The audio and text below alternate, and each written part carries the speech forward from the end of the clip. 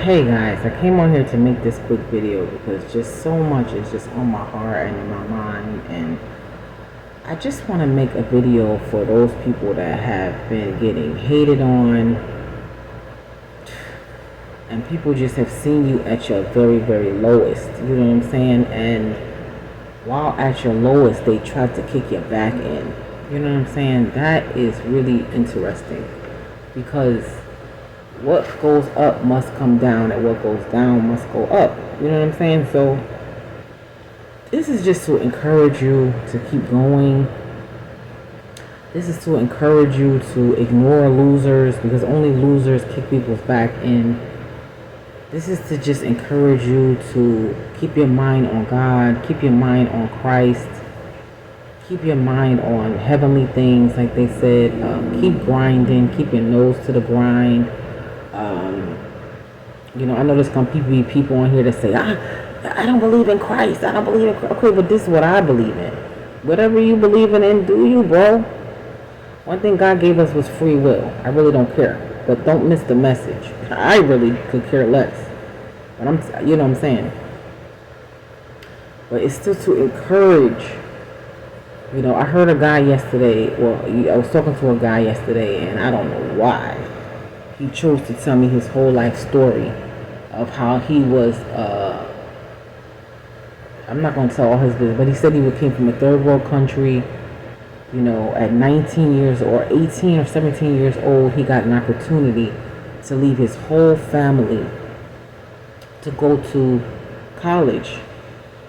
And he didn't want to leave. Of course he was scared. He's only 17 years old. Was it a high school?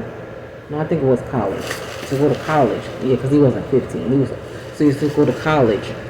But he had to go to college in a completely different country and leave his family and everybody behind. He said the country only gave this opportunity to 300 people a year. 300 people a year would be picked to go to a whole different country to go to college. They was going to pay for your tuition. They would listen to the message here. They was going to pay for his tuition, pay for his housing, but of course nothing else. So when he went to school, he got a job also. He would go to school full time, do good grades, and go to work. But he was away from all his friends, his family, his parents, and everything, and he was only about 17 years old. He said he got a job at like a 7-Eleven, you know what I'm saying? He had to learn a whole nother language also. I might as well tell his business. He said he was from Afghanistan, and he had to go all the way to Russia. Hear me when I'm talking to you.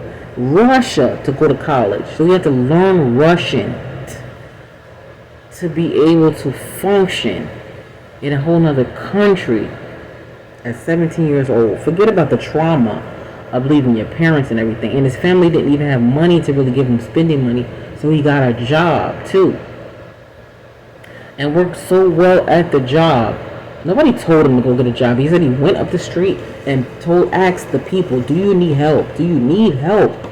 And they was like, yeah. He worked so well at that 7-Eleven, stocking stuff and doing stuff and working with the customers, that he said a man came in one day and said, how much longer do you have in college? Now, this is a true story. How much longer do you have in college? And he said, I have another year and a half, like 2 years. And the guy told him, you work so well. See, you don't never know who's watching you. Then when you're done in college, come see me. I got a job for you. He said when he was almost done, the guy came back. But he probably seen the guy, here and there. And said, you're done now. Go get your stuff and come with me. Now, mind you, he still was down bad. You know what I'm saying? Like he had money just because he graduated college. That's what a lot of people don't know. You struggle in college, and just because you're done and we walked across the stage don't mean that you just boom came out of college and now you got money. Like, no, it's such a misconception when you are doing, that's a whole nother message. But anyway, so he was done in college, and the guy came back and said, okay, come with me. He said he packed up his stuff. Now, mind you, he still don't even know this guy from the can of paint. But he packed up his stuff by faith. Packed up his stuff. Went to this guy. He said he went to the guy's house and lived with the guy for a week.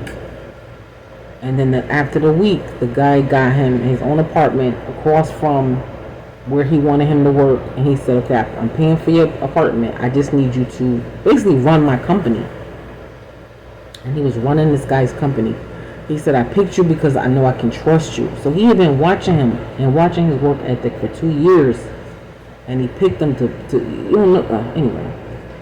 My mom always used to tell me that you don't know who's watching you. You don't know. She told me that since I was a young child, and I used to hate that because I used to be like, I gotta stay in line because some random people might be watching me. But come to find out, now that I'm older, yes, it is true. People are watching you, and they're watching every step that you take. Believe me, good and bad, and they're gonna follow you, good and bad. But anyway, so he was running this guy's company, and the guy eventually said, I want you to marry my daughter. I want you to marry my daughter. Now that's when he went too far, because he said, he was like, listen, you know what I mean? Like, I've been away from my family. I've been away from everybody. And he asked his dad, and his dad was like, no, I have somebody I want you to marry. Anyway, if you want to hear part 2 of the story, because it goes on and on and on, comment down below. But what I'm saying is, it's not where you start, it's where you finish. So when people see you, and this is another piece of the story. When he hired the guy, he asked the young guy, how much do you want to make? He was like, I don't even know what to ask for. And he said, pick your number. I'm gonna give you that. Girl, it was a good story, and it was a true story. This guy was telling me of his own life. But anyway, what was I gonna say? So it's not where you start, it's where you finish. So when people see you down, when people see you down bad, they kicking your back in, they probably got their comments. Who cares? Who cares? If you know in your heart where you're going, if you know in your heart what your goals are, if you know what you're working towards, one of the superpowers, if you will, that you have to have is that you have to be able to ignore all the haters. You got to be able to ignore all the people. You got to be able to not tell people all your dreams and your what you're working on. Now, he told me this whole big story. We talked for almost an hour. One thing he didn't say is, I told all these people he didn't tell all these people his plans. And then the second part of the story is even more powerful than the first part of the story. But anyway, whatever you're working on, just keep working on it. The haters are gonna hate. Hate is a big business. Go watch the Marlon Wayans video of his life and his family and his legacy. It was so good. But yeah, hating is a big business, bro. You have to learn how to not care what people are talking about. Because, another thing, I had a friend long time ago told me, because I was upset about something that somebody had said about me. And he said, look at the source. Look at the source of the person that you're saying said that to you. And I had never thought about that. Look at the source. Is this person that's kicking your back in, are they even where you're trying to go? 9 times out of 10, they're not. Have they accomplished what it is that you're accomplishing and what you're trying to accomplish? 10 times out of 10, not. So look at the source, because 9 times out of 10, a person who has already accomplished what you're trying to accomplish, they're going to encourage you. They're going to lift you up. They're going to pick you up. It's the person that have not accomplished a lot of those things that's going to try to kick your back in, because they don't want you to go where they have never even been. They don't want you to get up. They don't want you to make them feel bad. That's nothing about these narcissists. Narcissists, when you accomplish something in your life, they take that as a personal dig. They take that as a personal threat. They take that as a personal, like, you attack. When you're doing well, it's an attack on them. So they got to drag you down. They got to be the crabs in the barrel. They got to get you to try to turn about face and give up on your dreams. That's their job. That's their job. The Marlon Wayans thing, you gotta go watch the interview for yourself, but that's something that he said in the interview. Hating is a big job. Hating is a big business, honey. That's all I'm gonna say. If you guys like my I Believe in Miracles cloth here, it's actually a cloth, it's actually a book, it's actually a shirt, and I really love it. And I got it from,